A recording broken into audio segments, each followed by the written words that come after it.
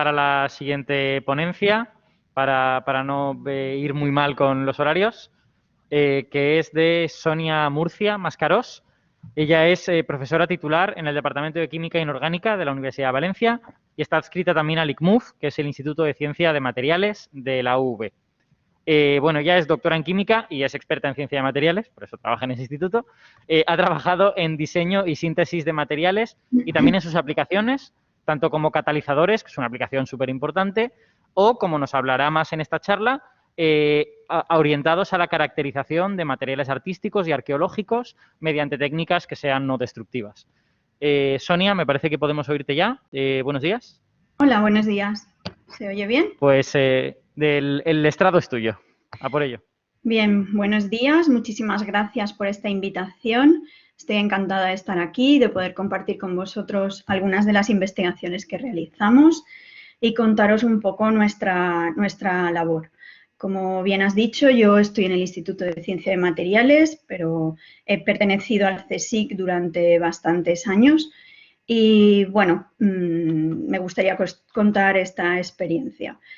Bien, comparto la presentación y me decís si se ve bien.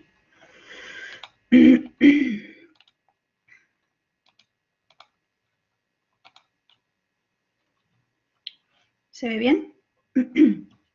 Sí, yo desde aquí por lo menos lo veo. Creo que todo el mundo lo ve, sí. Pertenezco a este Instituto de Ciencia de Materiales. Me gustaría hablaros de las técnicas analíticas utilizadas para la caracterización de obras de arte. En particular hablaremos un poco más en profundidad de los lienzos de Sorolla. Y bueno, para empezar me gustaría presentar a mi compañero, el profesor Clodoaldo Roldán. Es el creador originalmente, junto con el profesor Ferrero, del Laboratorio de Arqueometría en el Instituto de Ciencia de Materiales. Es un grupo pionero en Valencia y también en España que se dedica al análisis de obras de arte. Ambos son físicos, yo soy química. En el grupo hemos tenido biólogos, matemáticos y, por supuesto, historiadores del arte. Es un tipo de investigación relacionada con el arte y me gustaría hacer hincapié en la creación de la red temática de Patrimonio Histórico-Cultural del CSIC, que se originó en 2001 y que también fue pionera en la formación de esta red y que contribuyó a la mayor visibilidad y difusión de los grupos de investigación del CSIC que se dedicaban total o parcialmente al estudio del patrimonio. De esta forma se puso en valor tanto el patrimonio humano como instrumental de todos estos grupos que trabajan en este ámbito y que en general son considerados, no tan bien considerados como los grupos que se dedican a grandes investigaciones o, como se ha comentado, pues, la física, digamos, de mayor impacto. Sin embargo, su labor es muy importante y la relación con otras áreas de humanidades genera un gran conocimiento y de gran importancia en la sociedad.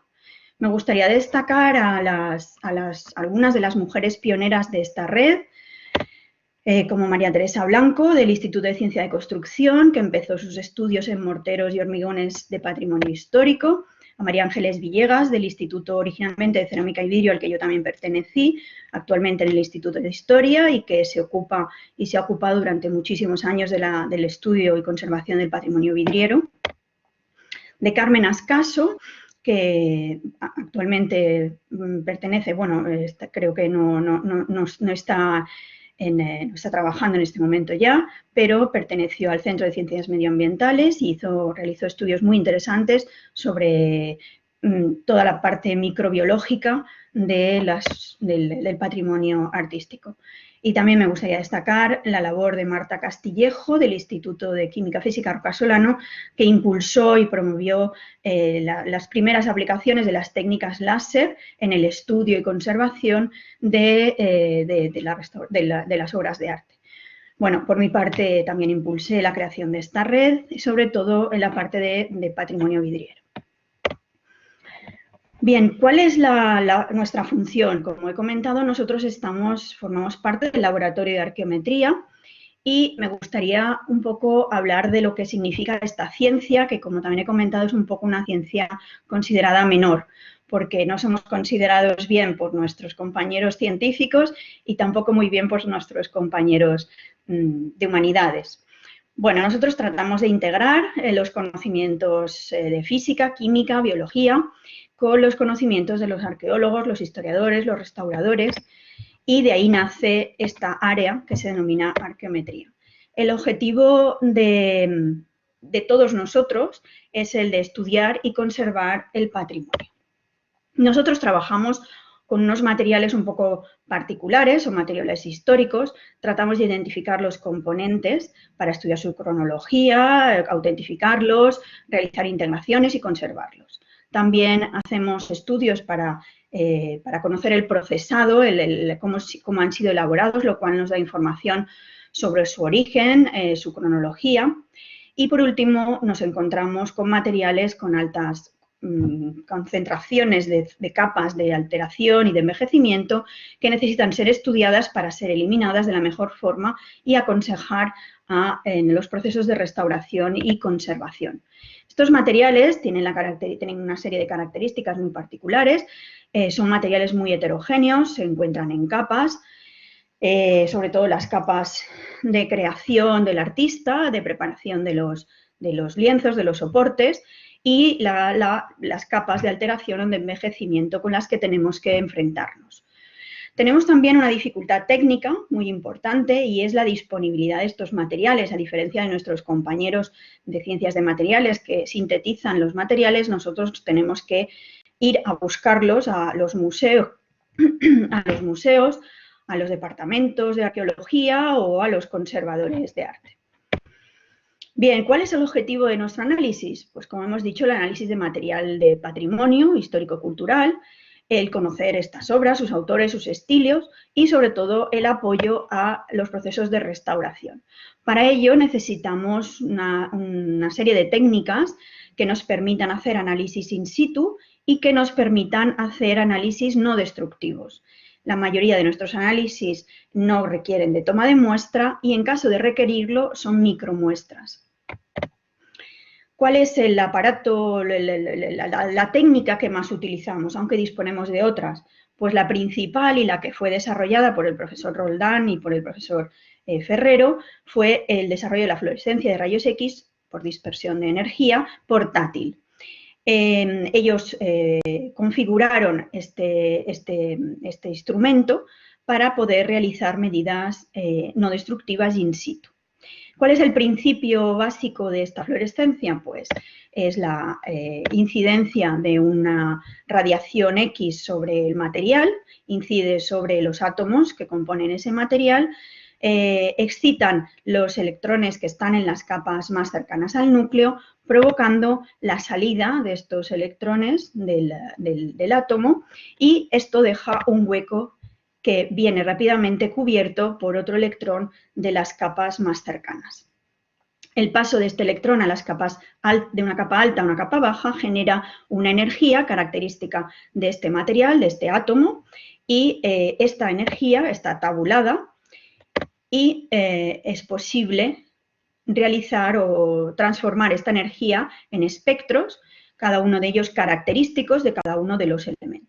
Es decir, que irradiando con una fuente de rayos X, provocando este fenómeno, somos capaces de determinar la composición química de los materiales sin toma de muestra y sin destrucción, puesto que se utilizan potencias de irradiación muy bajas. Bien, ¿cuáles son las ventajas de la fluorescencia de rayos X? Pues es una técnica, como he dicho, que no es destructiva, proporciona análisis de elementos, es de fácil operación y permite el desarrollo de equipos in situ, portátiles para trabajar in situ. Tiene también unas limitaciones, al trabajar al aire los elementos ligeros no se identifican, no da información estructural, aunque se puede inferir de la composición o proponer algunos de estos compuestos.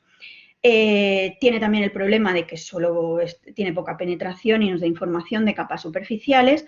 Cuando necesitamos conocer la composición de las capas más profundas, es necesario tomar una micromuestra y realizar el análisis en la zona del lateral.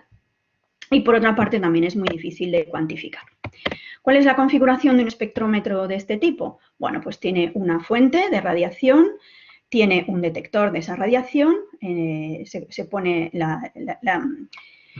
ambos están en una configuración adecuada para permitir el análisis de esos rayos emitidos, un amplificador y un sistema que transforma la energía en espectros. El tubo de rayos X es una fuente de isótopos, los detectores son de semiconductor para tener unas dimensiones muy reducidas y poder ser transportables, también la parte electrónica es muy pequeña y está conectado siempre a un ordenador portátil. Bien, este es un ejemplo de cómo trabajamos. Este es el aparato de fluorescencia de rayos X portátil desarrollado por el profesor Ferrero y por el profesor Roldán, y que seguimos utilizando. Como se ve en la imagen, tiene una fuente de radiación, un detector y un sistema electrónico. Es fácil transportarlo y montarlo en cualquier lugar y realizar los análisis in situ. Existen también este tipo de espectrómetros portátiles comerciales en forma de pistolas que, bueno, tienen también una gran utilidad y una gran versatilidad. ¿Cómo se realiza el análisis de pigmentos mediante esta técnica? Bueno, pues en este caso he mostrado una imagen transversal de una pequeña toma de muestra de un pigmento donde se puede ver las diferentes capas, las capas del soporte o preparación, los pigmentos y también una pequeña capa de corrosión. Los rayos mediante este aparato inciden sobre esta muestra. Puede ser capaz de introducirse más o menos hacia el soporte y si no, como he dicho, se pueden hacer análisis por lateral y se emiten una serie de rayos característicos de los elementos. Es decir, que tenemos la información sobre los pigmentos de las capas pictóricas y también sobre el soporte.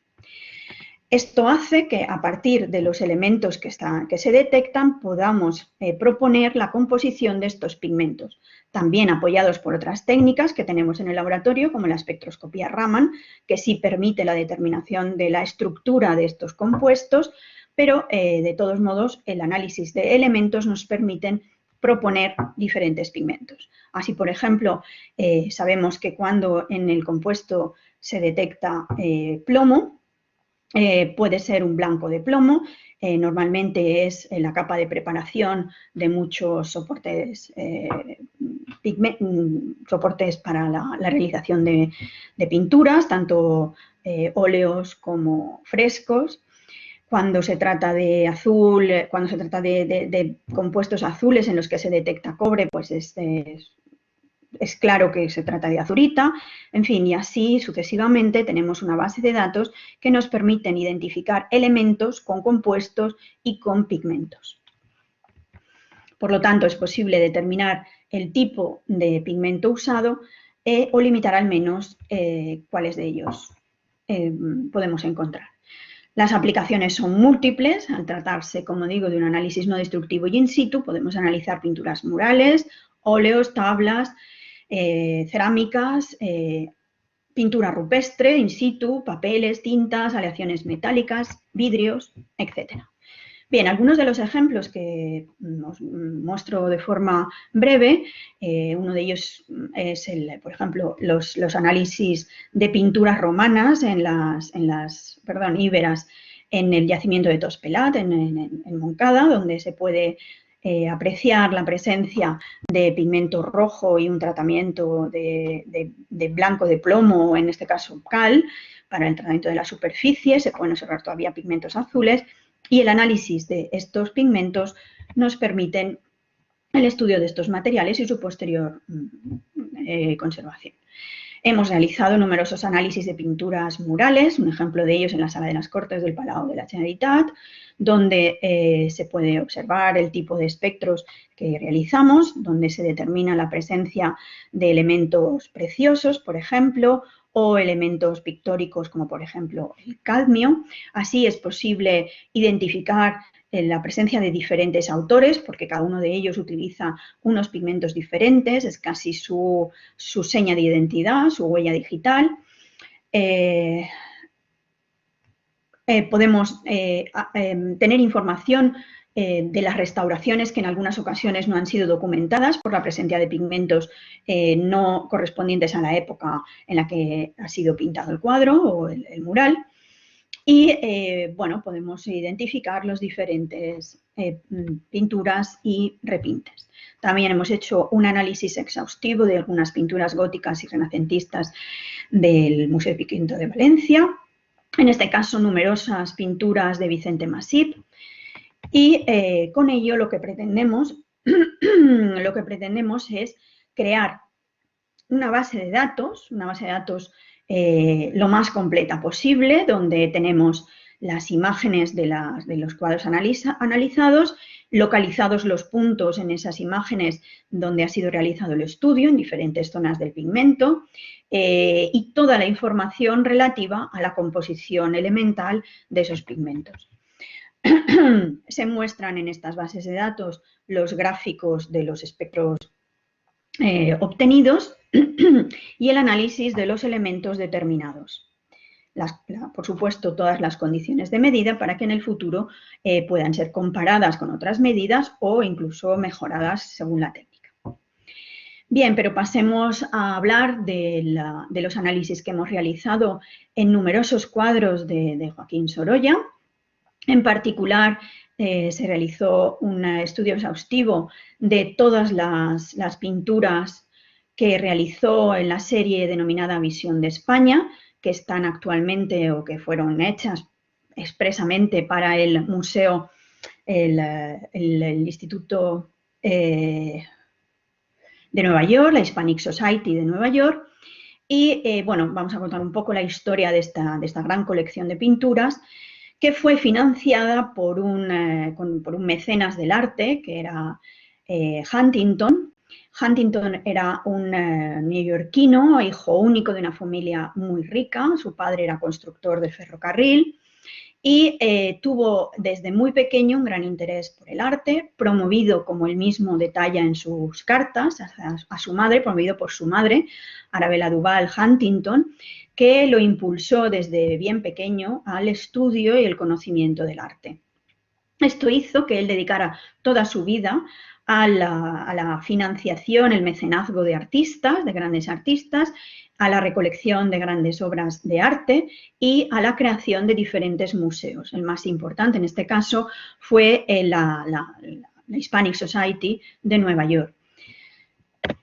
Bien, el interés por Huntington por el arte, como hemos visto, procede de su madre y ella misma fue la que lo llevó a conocer el arte, sobre todo en Europa, en particular en España. Realizaron juntos numerosos viajes por España y así no solo impulsó su amor por el arte, sino también por la cultura, una cultura que a él le suponía una cultura muy diversa a la que él conocía en Nueva York.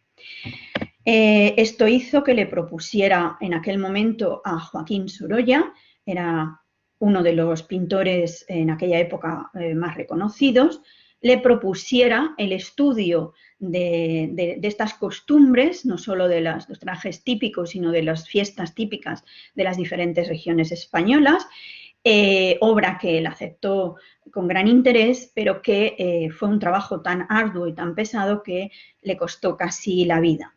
Realizó numerosos viajes por toda España, tomando bocetos, haciendo bocetos de los cuadros para finalmente realizar las obras finales. El hecho de que le costase la vida está relacionado no solo por los numerosos viajes en condiciones bastante penosas que realizó, sino por las dimensiones de los cuadros, eran cuadros inmensos. Bueno, como se puede ver aquí, no están todas, pero esta fue la primera exposición que se hizo en 1990 en el Hispanic Society de Nueva York, donde todavía siguen colgados esos cuadros. Bien, nosotros realizamos unos primeros análisis de los bocetos. Aquí se trata de ver, estos son algunas de las imágenes de los bocetos que realizó. Son bocetos de una gran calidad, además con la particularidad de que utilizó los mismos pigmentos que que luego posteriormente utilizó en la realización de los óleos, con la ventaja de que los bocetos no están tratados con barnices que cubren o que dificultan en algunas ocasiones el análisis posterior, aunque Sorolla no cubría muchos de sus cuadros de barnices como suelen hacer otros pintores. Bien, pues el análisis de todas estas obras, vemos aquí las figuras con los diferentes trajes regionales, los estudios de los paisajes.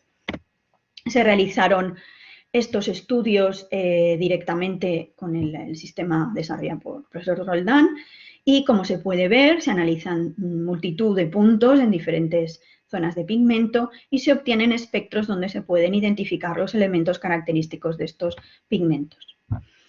Bien, el hecho de poder estudiar esta obra, tenemos que agradecerla a la labor de financiación que hizo Bancaisa en el 2000, financió la restauración de esta obra, que estaba realmente en condiciones bastante malas, porque la Hispanic Society de Nueva York es una casa inmensa.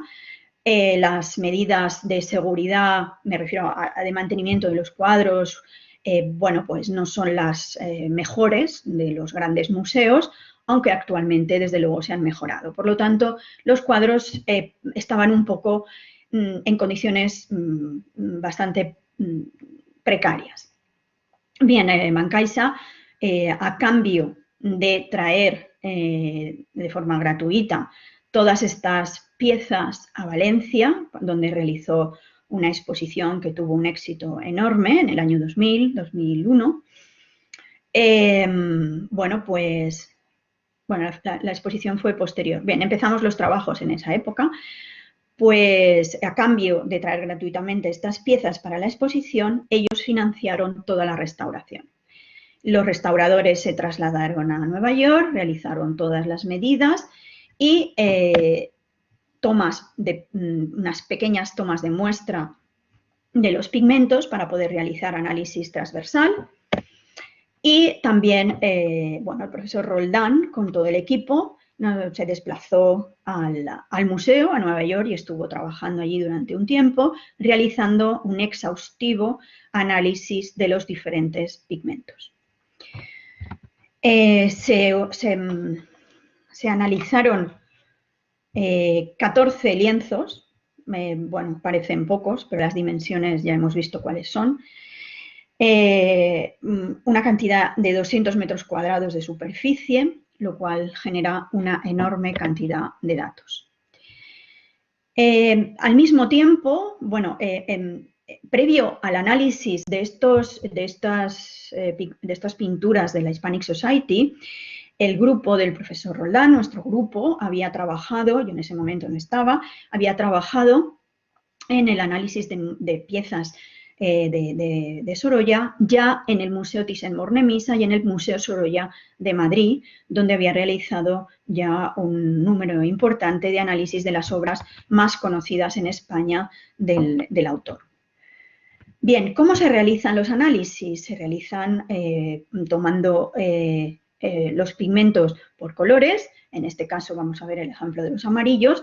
Se realizan análisis en diferentes zonas de pigmento amarillo y se obtienen los diferentes espectros. Cuando se observa la presencia de cadmio, por ejemplo, podemos inferir que se trata del amarillo de cadmio. Cuando se obtiene solamente plomo y zinc, podemos hablar de un amarillo de zinc, un amarillo de cromo, que presenta también plomo, y también podemos observar la presencia del amarillo de plomo. Algunos también de origen orgánico. ¿Qué es lo que se hace? Se clasifican todos los amarillos que se encuentran en las diferentes piezas, en los diferentes cuadros, y así podemos concluir que Sorolla utilizaba preferentemente amarillo de cadmio y amarillo de plomo.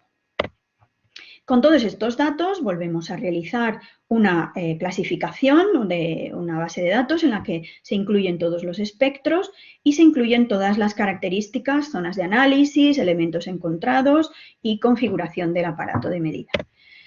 Esto da lugar a toda una serie de una información relacionada en la que se introducen los pigmentos y se intersectan con los diferentes cuadros y de ahí que haya, bueno, en este caso más de 600 puntos de análisis y 29 pigmentos identificados en diferentes obras. Estos análisis han permitido elaborar una amplísima base de datos que contiene información, como ya he dicho, del año de elaboración, el tamaño del cuadro, como los espectros que se han tomado, los elementos analizados y la comparación, la posibilidad de comparar los diferentes espectros. Bien, todo ello nos sirve también no solo para la restauración, sino también para la identificación de falsificaciones. En numerosas ocasiones hemos realizado análisis de cuadros atribuidos a Sorolla, la mayoría de ellos probados como falsos. En este caso teníamos un cuadro que estaba en el Museo Nacional de Bellas Artes de La Habana, Carros en la playa. Estilísticamente podía coincidir, estaba firmado por Sorolla y estaba datado entre 1880 y 1890. Se realizaron numerosos espectros y se obtuvo la presencia de titanio. Los pigmentos de titanio comienzan a utilizarse muy posteriormente y, bueno, Sorolla murió en 1923 cuando estos pigmentos surgen a partir de 1916, por lo que o había un error en la datación de la pintura y lo hizo en su último periodo, lo cual resultaba bastante complicado porque en esa época estaba afectado de una grave apoplejía que no le permitía realizar cuadros con estas características, pero bueno, lo que sí que es importante además es que se determinó la presencia de zinc en algunos pigmentos y conociendo y habiendo estudiado y creado la base de datos, bueno, pues se vio claramente que Sorolla no utilizaba esos pigmentos y por lo tanto la conclusión es que no se trataba de un original de Sorolla. Bien, no sé si me he pasado de tiempo o podemos continuar. Tengo algunos ejemplos relacionados con otros materiales. No sé si os apetece que siga comentándolo o bueno, o lo dejamos aquí ya que hemos hablado del objetivo de la charla, que era Sorolla. No, Sé, comenta. vamos razonablemente bien. Yo creo que podríamos tener 5 minutos más de charla sin problemas, para así dejar Vale, 10 minutos para preguntas, pero bueno, si quieres tomarte un poquito más de 5 tampoco es terrible. Además, has empezado un poquito más tarde, así que te lo debemos. vale. Pues vuelvo a compartir, se ve bien, ¿verdad? Sí, sí, se ve perfecto. Vale, pues aparte de las pinturas, como ya he dicho, el sistema se puede aplicar en el estudio de otros materiales. En particular, bueno, pues a mí me gustaría hablar de la parte en la que yo he trabajado mucho más, que es la parte de vidrios. Como os he comentado, estuve algunos años en el Instituto de Cerámica y Vidrio de Madrid, del CSIC, y en base a mi pertenencia a este instituto, empecé a trabajar en patrimonio.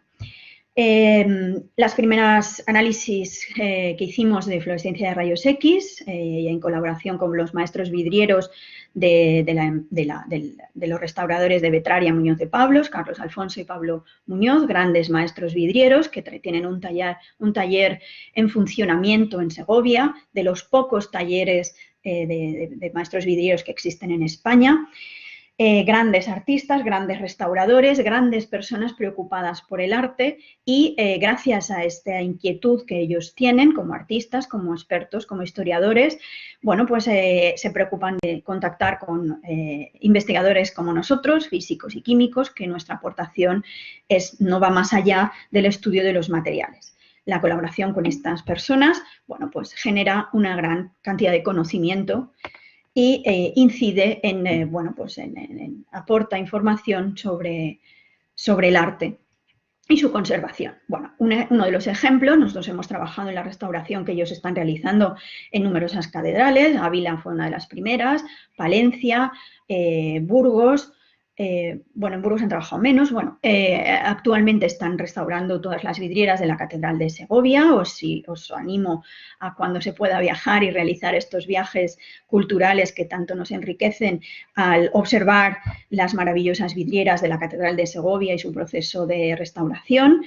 Existe un pequeño taller, bueno, donde hay en la propia catedral donde se pueden observar los trabajos de investigación que nosotros estamos realizando con ellos. Y bueno, mostraros simplemente el análisis que podemos realizar, siempre de fluorescencia de rayos X, es decir, identificación de elementos. En este caso se puede observar la diferencia de coloración de la aureola de este santo.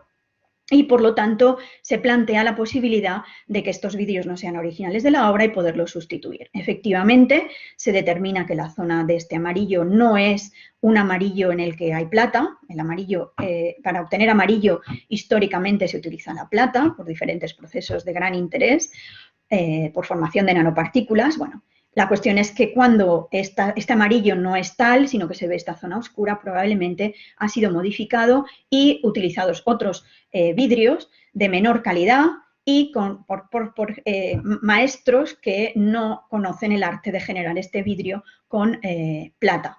Esto ocurrió en España durante una larga temporada, bueno, en toda Europa, donde la vidriera estaba desprestigiada y, por lo tanto, este arte se perdió. Y quienes restauraban eran, bueno, artistas que no tenían un gran conocimiento del material, del vidrio.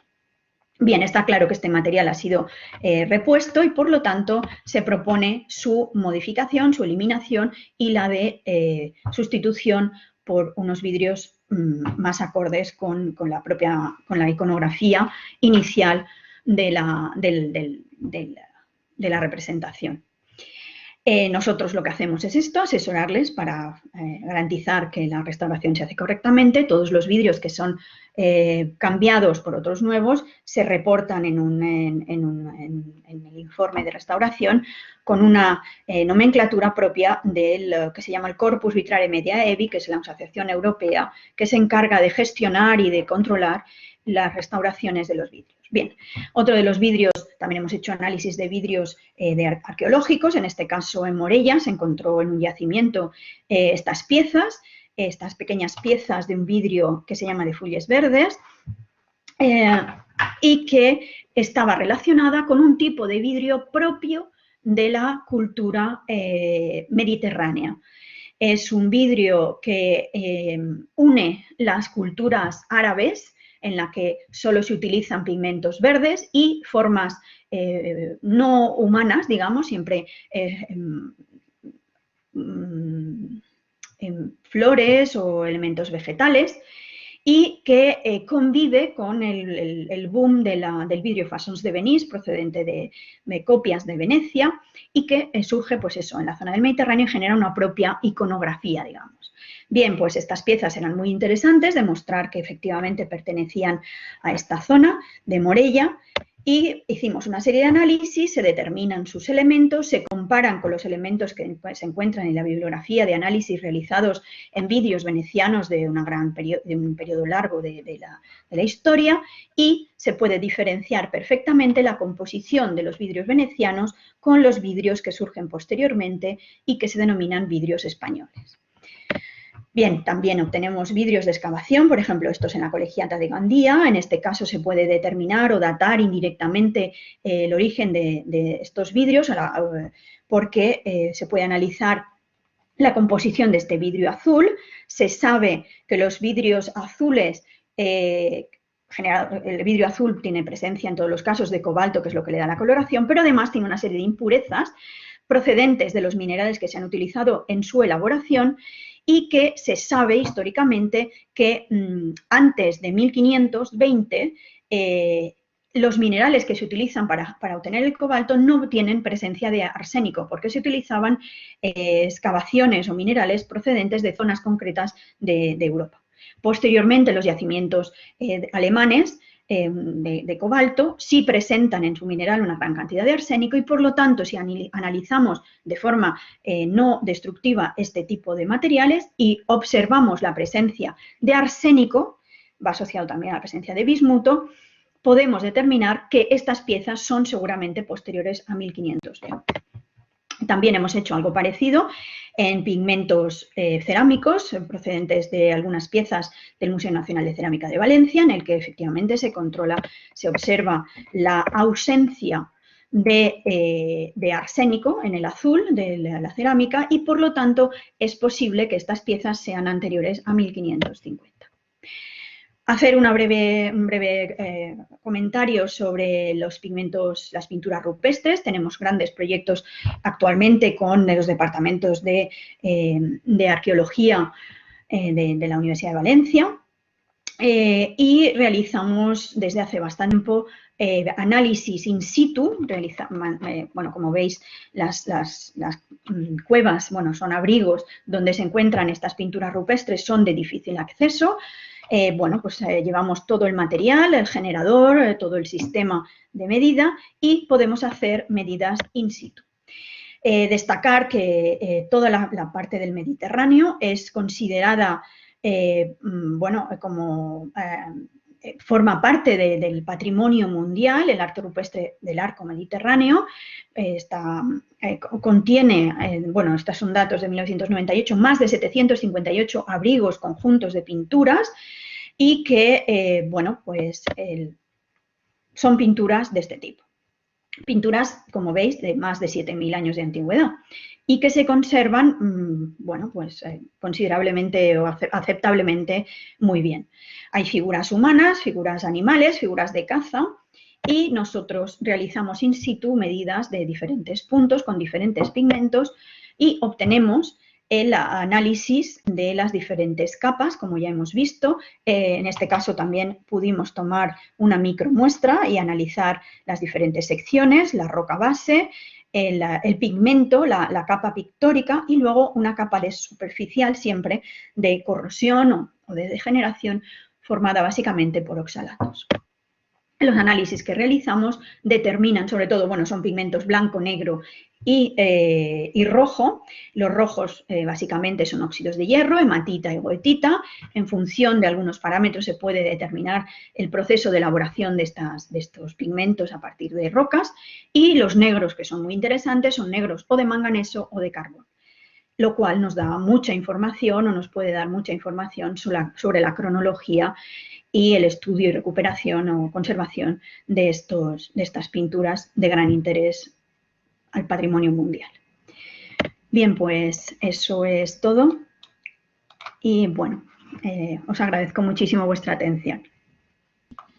Muchas gracias, Sonia. Tenemos un par de preguntas en el chat y si cualquier persona tiene alguna otra, pues que nos la haga, a ver si nos da tiempo. Un par de preguntas seguro que nos da, a ver si una tercera cabe también.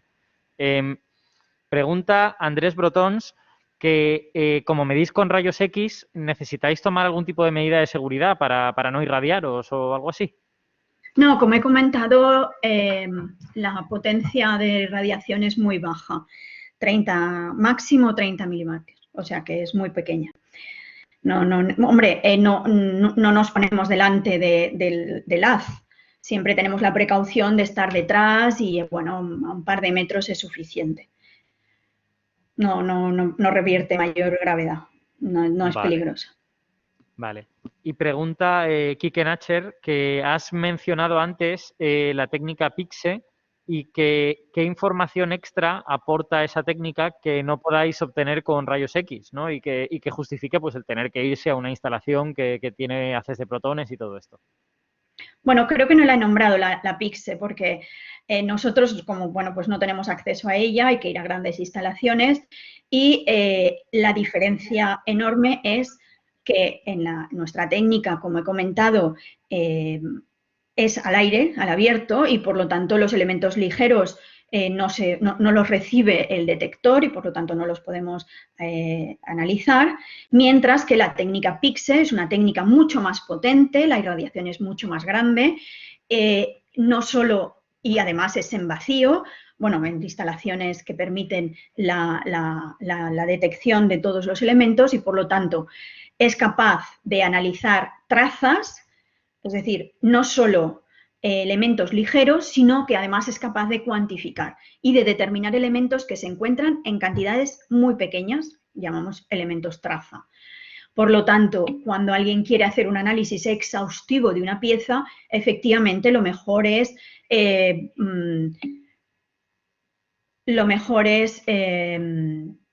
acudir a una de estas instalaciones. ¿Cuál es el problema? Hay varios problemas. El principal es que las piezas a veces no se pueden llevar a estas instalaciones, no solo porque, bueno, pues veis, el arte rupestre no se puede llevar, o los grandes frescos, o incluso los grandes cuadros, ¿no? O grandes piezas.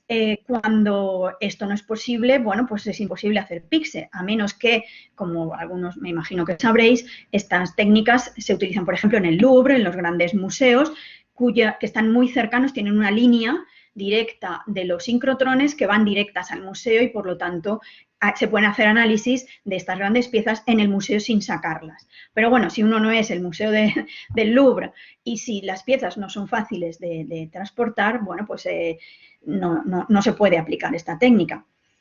Luego también hay una cosa muy importante que a nosotros nos gusta siempre destacar, y es que no siempre es necesario conocer todos los elementos que forman parte de un material histórico-artístico.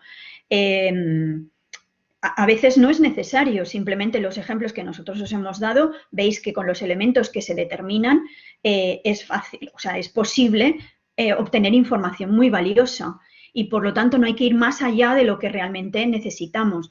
A veces los historiadores, los restauradores, oyen hablar de técnicas muy interesantes como es el pixel y, bueno, pues tienen mucho interés en utilizarlas, sin darse cuenta que la cantidad de información que estas técnicas dan a veces es desbordante y tampoco es necesaria, aparte del coste humano y económico que puede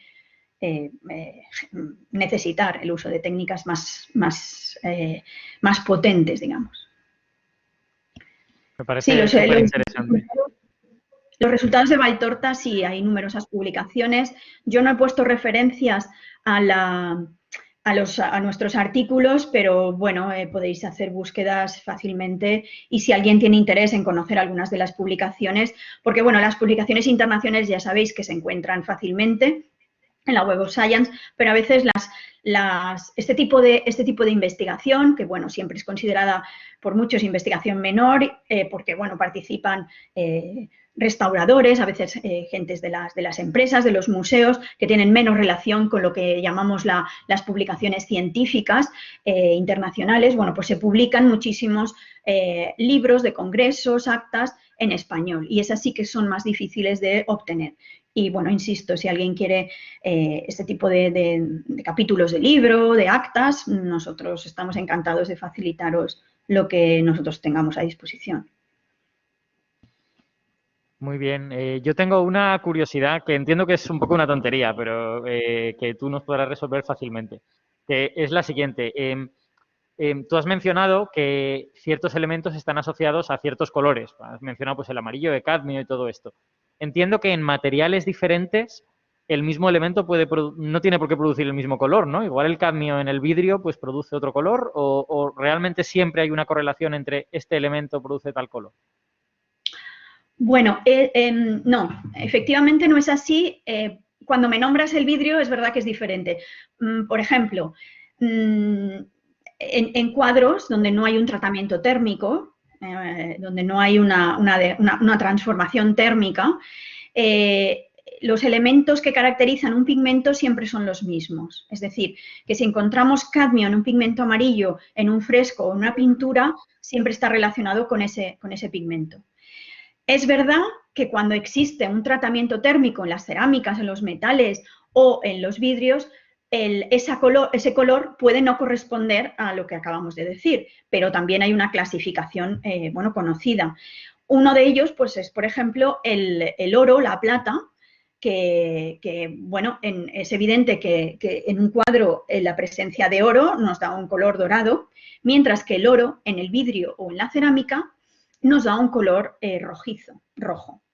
En el caso de la plata, da un color, bueno, en un cuadro da un color plateado, mientras que en el vidrio da un color amarillo. Efectivamente, No siempre se pueden relacionar, pero bueno, conocemos los tratamientos térmicos del material y por lo tanto sí que podemos hacer una relación.